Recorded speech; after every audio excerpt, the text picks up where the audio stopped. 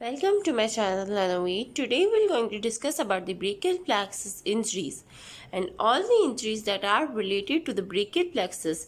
There is a very important nerve pathway in between the neck and the upper lip. We're going to discuss in this video. So first you have to watch the video of brachial plexus that I have a separate video and will give a link below about the brachial plexus video. So starting from the injuries, including some of the important nerves, there are the musculocutaneous nerve, the axillary nerve, the median nerve, the radial nerve and the ulnar nerve. So the musculocutaneous nerve that having the nerve root from the C5, C6 and C7 is going to supply the muscle including the bicep brachii and the brachialis, somewhat the cricur brachialis. These three muscles are the important flexors of the arm, and the bicep brachii will also causing the supination of the arm, that is the upward bending of the arm and forearm. That's why this is a function that is very important and it is supplied from the musculocutaneous nerve. So what happens if there is a damage or an injury to this pathway?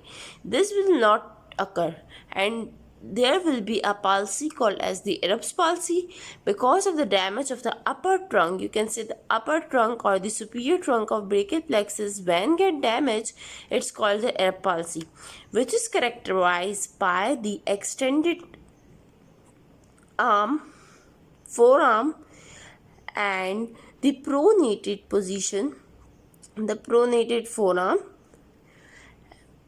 and there will be a adduction of the hand and the arm. So it's also called as the waiter's tip position. This is called as the Erb's palsy, and because of this palsy, this is the condition related with the upper nerve injury. This trunk of the brachial plexus is damaged. It is causing damage to this nerve and that ultimately supply the bicep brachii, brachialis and cricur brachialis. So flexion will be lost and arm will be extended, pronated and adducted. This is a waiter tips position. It's called as the Erb's palsy. There is a major injury of the brachial plexus. Now coming to the second nerve, that is the axillary nerve. The axillary nerve having nerve root from the C5 to C6. It supplies the deltoid and the teres minor. It causes the flexion, extension, medial and lateral rotation. These are the functions of the deltoid, while the abduction, somewhat abduction is a function of teres minor. If this nerve got damaged, what happens in a brachial plexus injury?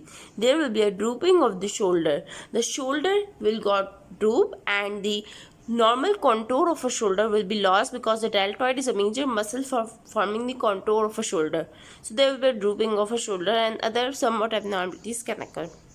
Now the median nerve.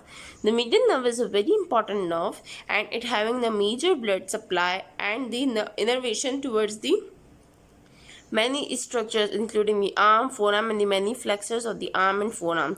It supplies all the flexors of the forearm except the flexor carpi ulnaris and the ulnar part of the flexor digitorum that are supplied by the ulnar nerve. So this median nerve is going to cause the flexion of the forearm muscles that we have discussed. All the flexors and all the flexor carpi are supplied from the median nerve. Now coming to the abnormality, if this median nerve got damaged, this median nerve can got damage causing the three syndromes. We can say the three abnormalities can occur including the Ab's hand, the pronator palsy and the carpal tunnel syndrome. The pronator palsy will be seen if in the arm it cannot be pronate because it supplies the muscles of the flexion or the pronation. That's why if this got damaged there will be a no pronation causing the Ab's hand. The Ab's hand is the adducted thumb. The thumb cannot be laterally rotated because of the absence of the lateral rotator muscles like the abductors muscles. That's why it becomes medial rotated and adducted and it cannot move from its position called as the Ab's hand.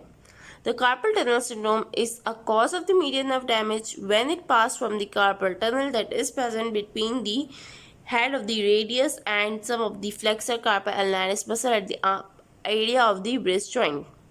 So these are some of the conditions causing the median nerve damage. The other one we were going to discuss was the ulnar nerve, that having the connection with the median nerve because it supplies the muscles that have been left by the median nerve, including the flexor carpi ulnaris and the ulnar part of the flexor digitorum. It will going to flex all these muscles that are not supplied by the median nerve. So ultimately it is covering the area of the exceptions of the median nerve, and also it gives sensory supply towards the lateral half of the digits, that are including the half of the fourth digit and the fifth digit. That's why if it got damaged, there will be a no flexion of the lateral half of the digit, that including the fourth half and the fifth digit, and there will be a claw hand, no flexion for the lateral two digits, and there will be an extension of all the digits. So that's why this is a condition called as the claw hand, and this occurred due to damage of the ulnar nerve. That you should have to remember, and I have prepared these notes for you guys to get easy remember about all the damage and the muscle supply and the main functions of the nerve. The last one, that is a radial nerve, having the nerve root from the C5 to T1, is going to supply the posterior muscles of the arm, the forearm, the extensors, the tricep brachii, the other anconius, the extend to the radial digit and sensation to the radial side of the arm, that is the lateral side of the arm, and the hand. All the extensor muscles supplied from the radial nerve, it causes the extension, the adduction, that is the medial moving of the hand, the pronation of the forearm, it causes the pronation and the extension. So what happens if this got damaged? There will be no extension of the arm and the finger, and the wrist joint will not extend itself. So there will be a wrist drop condition in which there is a flexion of the metacarpophalangeal joint and this wrist joint.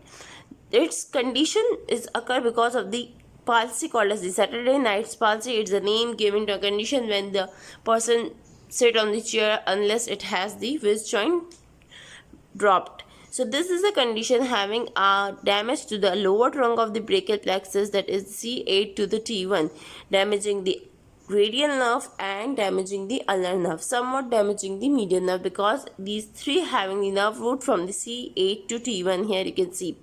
So this palsy is called as a clumpic palsy, or mostly cause the wrist drop or the claw hand, while that of the Erb's palsy that we have discussed causing the damage to the upper trunk, including the musculocutaneous and the axillary nerve, causing the Erb's palsy and the drooping of the shoulder. So that was an explanation about all the brachial plexus injuries. I hope you will explain well. Thank you for watching. Subscribe.